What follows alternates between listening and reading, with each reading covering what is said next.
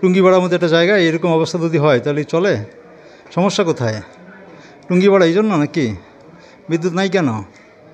হ্যাঁ, কথা হলো হাসপাতালের মধ্যে একটা জায়গা, এটা সরকারি হাসপাতাল।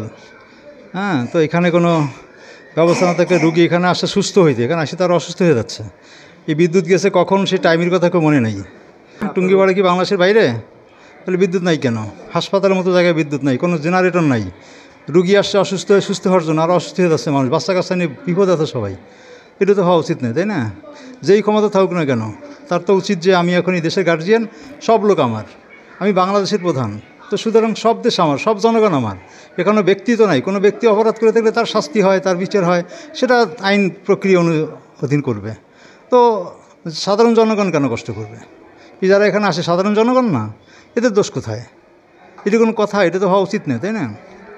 একটা হাসপাতালে একটা সাধারণ নাগরিক সুবিধা আছে না, ওষুধপত্র, ডাক্তার ঠিকমতো আসা, তারপরে বিদ্যুৎ নাই, তার বিকল্প ব্যবস্থা থাকা, এগুলোর কোনো ব্যবস্থা তো এখানে নাই। আমার রুগীর সমস্যা, রুগী ডিসেন্ট্রি হয়েছে, বমি ছিল, পরে এখানে ভর্তি করা হয়েছে।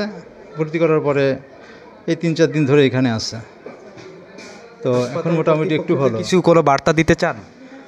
হাসপাতাল কর্তৃপক্ষকে কি বার্তা দেবো? হাসপাতাল কর্তৃপক্ষ যখন যে সরকার আসে তার অনুযায়ী চলে। হাসপাতাল কর্তৃপক্ষের কোনো ব্যক্তি স্বাধীনতা, স্বায়ত্তশাসিত কোনো কিছু আছে বলে মনে হয় না। এরা তো যখন যে সরকার থাকে তার কথা মতোই চলে, তাই না? কয়েকদিন আগে তো এরকম এখানে ছিল না, 1 বছর আগে এখানে এরকম ছিল না।